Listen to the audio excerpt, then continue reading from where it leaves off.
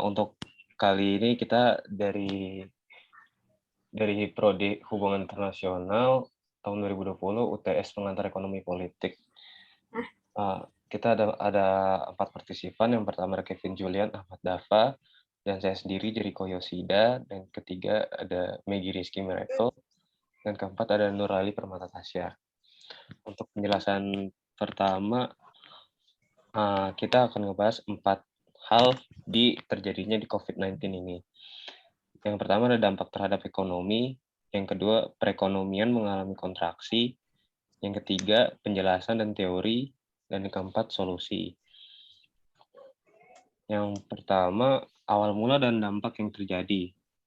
Sejak virus corona atau coronavirus disease atau COVID-19 muncul pertama kali di Indonesia pada awal Maret 2020.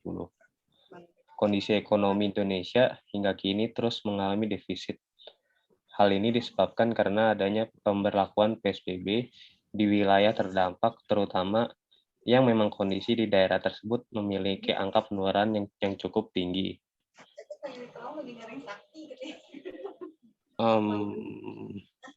Pembatasan sosial yang diberlakukan menyebabkan runtuhnya pasar di masyarakat, sehingga pasar berdampak kepada runtuhnya pertumbuhan ekonomi di Indonesia. Mulai dari para pekerja yang kehilangan pekerjaan, pedagang yang tidak bisa keluar rumah untuk berdagang, atau pekerja yang biasa mendapat upah harian, kini tidak bisa mendapatkan penghasilan sepeser pun. Karena hal ini, Indonesia mengalami stagflasi atau menurunnya pertumbuhan ekonomi, dan meningkatnya angka pengangguran serta kemiskinan. Untuk slide selanjutnya akan dijelaskan oleh Tasya.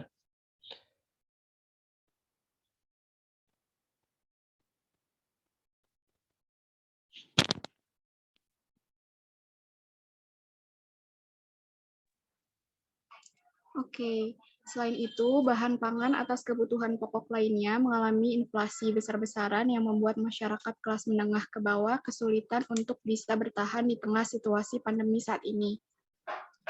Barang-barang yang diperlukan untuk melindungi kesehatan di masa pandemi saat ini pada awal meningkatnya angka COVID-19 seperti masker, hand sanitizer, sabun, dan produk kesehatan lainnya mengalami kelangkaan.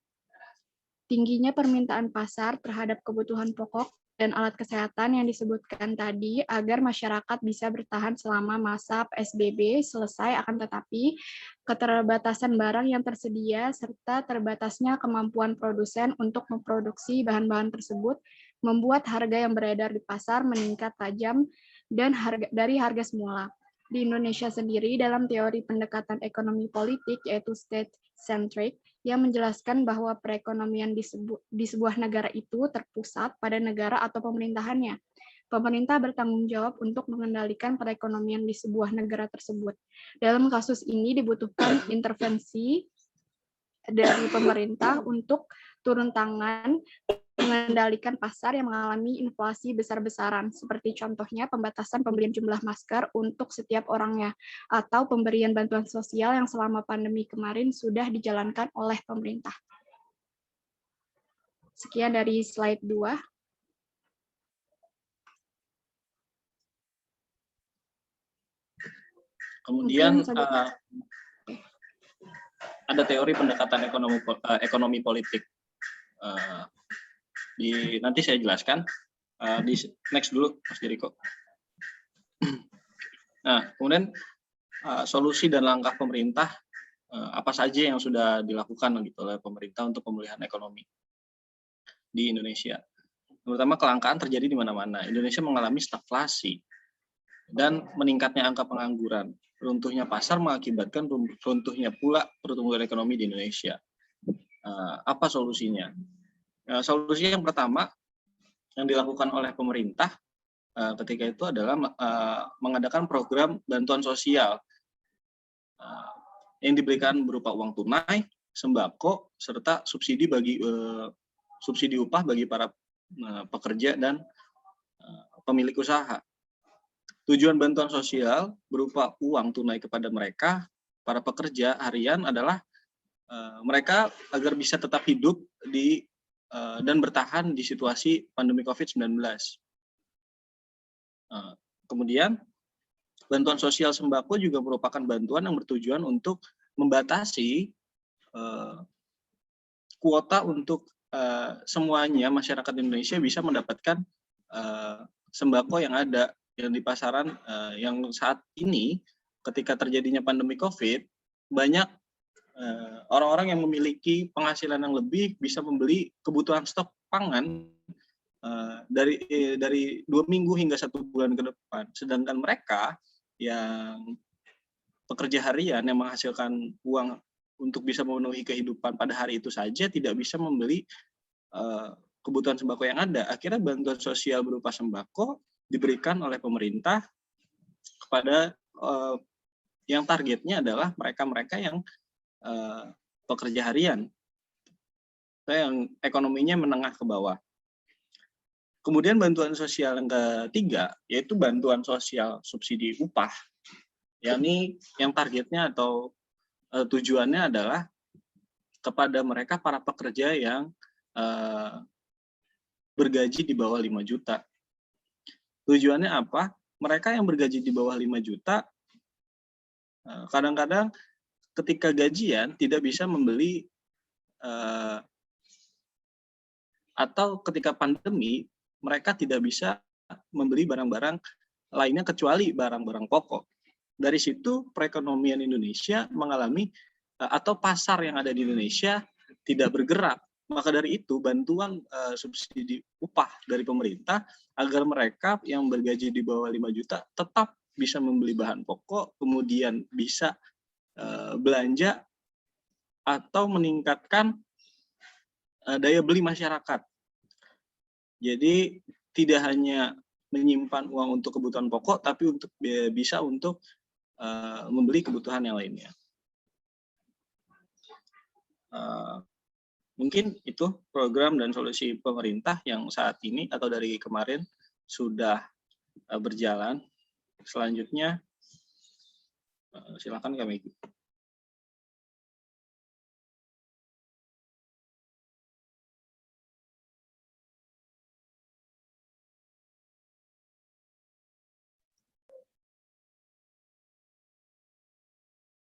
Maaf Kak, masih ke mute.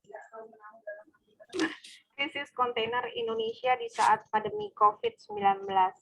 Next slide. Okay.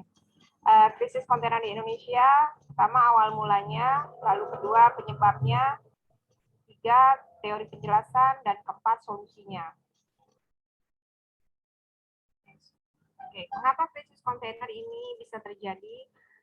Setidaknya ada 4 faktor yang menjadi penyebabnya krisis kontainer. Pertama, terjadinya pembatasan mobilitas di berbagai negara akibat pandemi COVID-19. Yang kedua, pengguna kontainer yang sebagian besar adalah pelaku bisnis internasional yang memiliki pengaruh kuat sehingga tidak mudah untuk mengatur berjalannya ekspor-impor yang dilakukan dari Indonesia ke negara luar. Dan yang ketiga, kondisi perdagangan dari international shipment yang sangat dipengaruhi oleh kondisi perdagangan Amerika Serikat. Keempat, terjadinya penurunan nadi perdagangan global dan menurunnya ekspor Amerika Serikat yang tentunya mengakibatkan industri pelayaran melakukan rasionalisasi tarif bahkan menunda pelayanan. Next slide, sorry. Apa yang dilakukan untuk antisipasi krisis kontainer? Setelah dilakukan, kelangkaan kontainer terjadi saat Indonesia dibanjiri oleh pesanan dan dampak yang dari perang dengan negara Indonesia, Amerika Serikat, dan Tiongkok, sehingga Indonesia tidak bisa memanfaatkan pesanan yang banyak untuk mengisi kekosongan suplai barang yang biasa dipasok dari Tiongkok.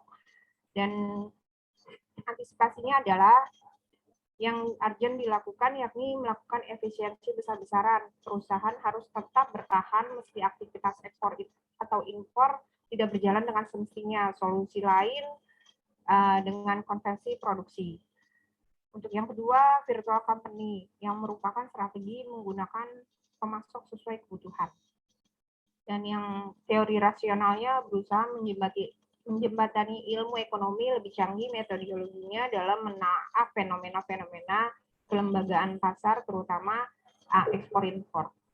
Dan upaya yang dilakukan oleh pemerintahan, Kementerian Perdagangan itu memastikan akan ada tambahan ribuan suplai kontainer setiap per bulannya. Slide. Oke, terima kasih. Sekian dari Megi.